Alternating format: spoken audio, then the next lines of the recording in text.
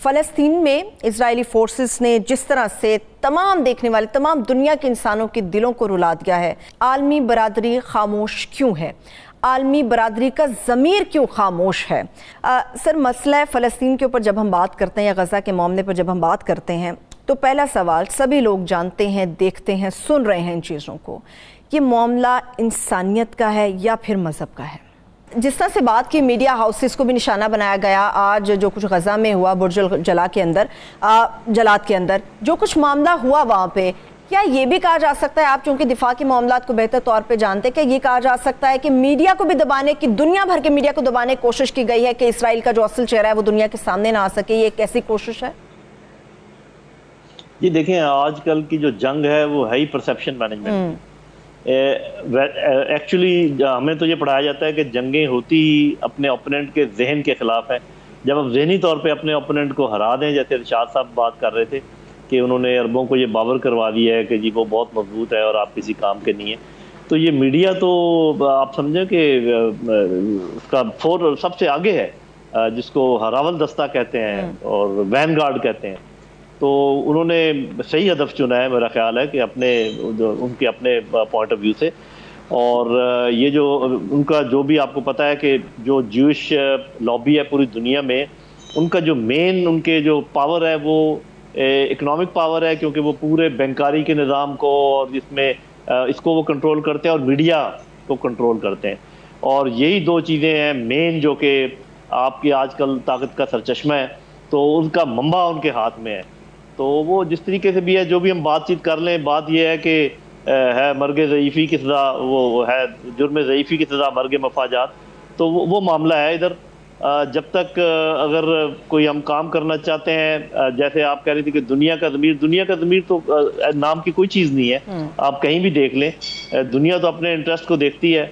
और अगर आलम इस्लाम जिसमें 56-57 मुल्क हैं, ये अपनी दुनिया आप पैदा कर लें तो ये बहुत बड़ा एक ब्लॉक बन सकता है। लेकिन इनके आपस में मामलात हैं, इनको तोड़ा हुआ है, खुद ये आपस में टूटे हुए हैं।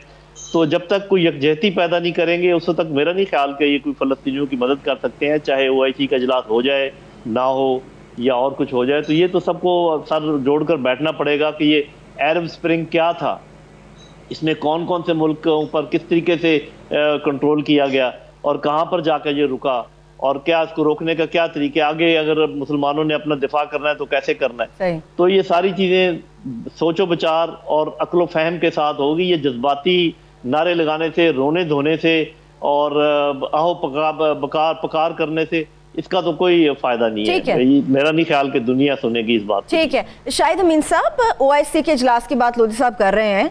मामला तो ये है कि सर जोड़ के तो वहाँ भी बैठा जाएगा और अक्ल फहम के साथ बहुत सारी चीज़ें वहाँ पे भी देखी जाएंगी, सोच विचार की बात की जाएगी। बात कुरैशी साहब बड़े भरपूर तरीके से हमें मुतहरक नज़र आ रहे हैं आज के दिन, जबकि कल अब OIC का इजलास होने जा रहा है। क्या उनका ये मुतहरक होना कल के इजलास के हवाले से कोई इम्पैक्ट अपना शो करेगा, या जो हम लोग तवक्को लगाए बैठे हैं कि शायद कल के इस इजलास में कोई बड़े और अहम फैसले भी हो सकते हैं मुसलमानों को लेकर और मसला फ़लस्तीन को लेकर, ऐसी कुछ उम्मीद आपको नज़र आ रही है? जो कुछ भी कोशिश की जा रही है, हमारे वज़ीर ख़ारजा कर रहे हैं, काबिल तहसीन है। यकीनन ऐसी कोशिशें पाकिस्तान की तरफ से जारी रहनी चाहिए। लेकिन अभी दो एक बातें हुई हैं, उसके सिलसिले में मैं अर्ज़ करूँगा कि इजराइल जो है वो एक बड़ी अहम फौजी ताकत है, और ये सिर्फ ज़बानी बात नहीं है। 1948, 1956, 1967 3 जंगों में इजराइल ने अरबों को बड़ी भरपूर शिकस्त दी, और 1973 की जंग में समझिए कि एक किस्म का स्टेलमेट हुआ। इजराइल एक न्यूक्लियर ताकत है, बड़ा मुनज़्ज़म मुल्क है, और फिर उसके पीछे सबसे बड़ी चीज़ है कि अमेरिका सुपर पावर उनका पीछे है, और एक लिहाज से यूरोप भी उनके साथ है। तो इजराइल तनहा मुल्क नहीं है। अगर सिर्फ जैसे मिस्र के सदर अनवर सादात कहते हैं कि अगर सिर्फ इजराइल से लड़ना होता तो मिस्र के लिए कोई मुश्किल नहीं थी। मसला यह है कि मिस्र को इजराइल और अमेरिका से बैक वक्त लड़ना पड़ रहा है। तो ये चीज़ जो है इजराइल के हक में जाती है। और फिर दूसरी चीज़ है मुसलमान मुल्कों का इंतशार, और फिर आपने देखा अरब दुनिया का इंतशार। अरब दुनिया में तो बजाय इसके कि इजराइल के खिलाफ कोई मुश्तरका कार्रवाई की जाए, आहिस्ता आहिस्ता उनके इजराइल के साथ ताल्लुकात बहाल हो रहे हैं, और बहाल क्या हो रहे हैं, बनाए जा रहे हैं, और बड़ी बड़ी चीज़ें हो रही हैं, तिजारत हो रही है, टूरिज्म हो रहा है, प्यार मोहब्बत की बातें हो रही है। तो फिर इजराइल का अरब ममालिक मुकाबला कैसे करेंगे? और मुकाबला करने के लिए दो मुल्कों का शरीक होना जरूरी है, एक मिस्र और एक उर्दन। दोनों मुल्कों की तरफ से कोई इशारा नहीं कि वो फलस्तीनियों की कोई फौजी मदद करना चाहते हैं, तो गोया फौजी ऑप्शन इज नॉट देयर। अब इसके लिए आप जितना अफसोस करें वो अलग बात है।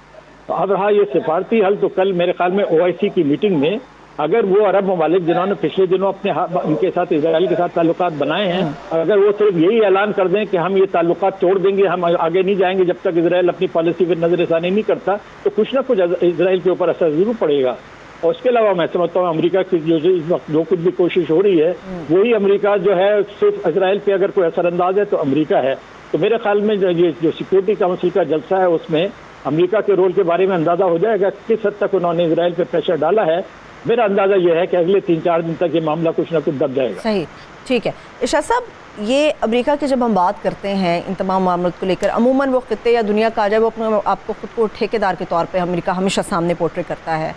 अमेरिका एक तरफ वो कहता है कि सेल्फ डिफेंस वो लोग कर रहे हैं, मगर एक तरफ उसने अपने अमेरिकी नुमाइंदा खुसूसी जो है उसको भी भेज दिया कि वहाँ पर मामलात को थोड़ा ठंडा किया जाए। आप इसको देखते हैं कि दोनों तरफ पे, पिच के दोनों तरफ पे अमेरिका खेलने की कोशिश कर रहा है? नहीं, देखें, वो टोटली इसराइल के साथ है। जब सेल्फ डिफेंस की बात की है, जो बाइडेन ने की है और उनके तर्जुमान ने की है, वो कहा है कि इसराइल सेल्फ डिफेंस में ये जुल्म कर रहा है, ये जो मजालिम कर रहा है, मिसाइल फेंक रहा है, गोलियां चला रहा है, सेल्फ डिफेंस की तारीफ बताएं आप माजरत इरशाद साहब, पता चले लोगों को कि सेल्फ डिफेंस इनफैक्ट होता क्या है। नहीं, देखें ना, सेल्फ डिफेंस तो साफ साफ है कि कोई रियासत या कोई कौम किसी कौम पर हमला आवर होती है और वो जवाबन को कुछ करता है तो उसको सेल्फ डिफेंस कहा जाता है ना जी। अफ़गानिस्तान पर सोवियत यूनियन ने पहले हमला किया, उसके बाद अमेरिका ने हमला किया, सेल्फ डिफेंस में उन्होंने किया, लेकिन उस सेल्फ डिफेंस को दहशतगर्दी करार दे दिया गया क्योंकि वो अमेरिका के ख़िलाफ़ हो रहा था। यानी जिनके मुल्क पर, जिसके कौम पर, रियासत पर हमला हुआ वो दहशतगर्द थे और जो हमलावर थे वो जो थे इंसानियत की जंग लड़ रहे थे। यहाँ भी यही कुछ हो रहा है कि हमला इसराइल कर रहा है, कब्ज़ा जो है फ़लस्तीन की सरज़मीन पर वो काबिज़ होकर बैठा है और मज़ीद हथियाना चाहता है। उनके जो हुकूक अक़वाम मुत्तहिदा ने तस्लीम किए थे, कैंप डेविड मुआहदा इन्होंने ख़ुद करवाया था, वो भी नहीं दिए जा रहे, वो इलाके भी वापस नहीं किए जा रहे जो तस्लीम शुदा थे। लेकिन उसके बावजूद जो बाइडेन साहब और उनके जो हवारी हैं वो ये कहते हैं कि नहीं जनाब, इसराइल तो जो कुछ कर रहा है अपने दिफा में कर रहा है। भाई कौन सा दिफा वो कर रहा है? वो एक निहत्ती कौम जो पत्थरों से अपने पुलिस जब हमला करती है, फ़ौजी हमला करते हैं, पत्थरों से जवाब देते हैं, उनके ख़िलाफ़ वो मिसाइल इस्तेमाल कर रहा है, टैंक इस्तेमाल कर रहा है, जहाज़ इस्तेमाल कर रहा है और वो सेल्फ डिफेंस है। यही तो जुल्म की इंतहा है ना, कि जो मज़लूम है उसको मज़लूम का तो ये हक़ तस्लीम नहीं किया जा रहा कि अपना दिफा कर सके, वो तो दहशतगर्दी करार पाता है। और जो ज़ालिम है, जो लोगों को 160 लोग अब तक शहीद हो चुके हैं, बिल्डिंग्स गिराई जा चुके हैं। अब ये देखें ना, किसी और जगह पे ये होता कि सहाफ़ी जहाँ अखबारात के चैनल्स के दफातर हैं उस पर हमला होता तो बहुत बड़ा तूफ़ान खड़ा हो जाना बिल्कुल दुरुस्त। लेकिन चूँकि ये इसराइल ने किया है तो सिर्फ AP की मैंने अभी तक स्टोरी पढ़ी है जिसने एहतजाज किया है कि उसका ब्यूरो ऑफिस वहाँ था, बाकी खामोशी छाई हुई, इसलिए कि सारे के सारी हमदर्दियाँ जो हैं वो इसराइल के साथ हैं, ज़ालिम के साथ हैं, जारे के साथ हैं। और जहाँ तक मुसलमानों का ताल्लुक़ है, अब उन मुल्कों को जिन्होंने हाल, एक तो जो माजी में तस्लीम कर चुके हैं, तुर्की है, मिस्र है, दूसरे हैं, जिन लोगों ने हाल ही में तस्लीम किया है, 2-3 रियासतें, अरब रियासतें हैं जो उनके वकील बने हुए थे, उनको अब सोचना चाहिए कि आपके तस्लीम करने से फ़लस्तीनियों को या अरबों को कोई फ़ायदा हुआ है या इसराइल के हौसले मज़ीद बुलंद हुए हैं। और अगर ये तस्लीम करने का सिलसिला मज़ीद आगे बढ़ता है तो उसका नतीजा क्या होगा? जो पाकिस्तान जैसे मुल्क जो कह रहे हैं कि भाई जब तक वो फ़लस्तीन की रियासत कायम नहीं होती, यरूशलेम को खाली नहीं किया जाता, उस वक्त तक हम तस्लीम ना करें, तो आज हक बजानिब नज़र आ रहे हैं पाकिस्तान का मौक़िफ़ और उन तमाम ममालिक का मौक़िफ़ जो तस्लीम करने के हक़ में नहीं, आज दुरुस्त साबित हो रहा है। और जो लोग हमें दलाइल दे रहे थे, हमें कायल कर रहे थे, वो गलत साबित हो रहे हैं कि आप इतना भी नहीं मनवा सके कि कम अज़ कम हम आपको तस्लीम कर रहे हैं, आज के बाद आप जारहियत नहीं करेंगे, आप फ़लस्तीनियों के हुकूक़ का ख्याल रखेंगे, फ़लस्तीनियों को मज़ीद दहशत गर्दी का निशाना नहीं बनाएंगे, इतनी बात भी नहीं मनवा सके।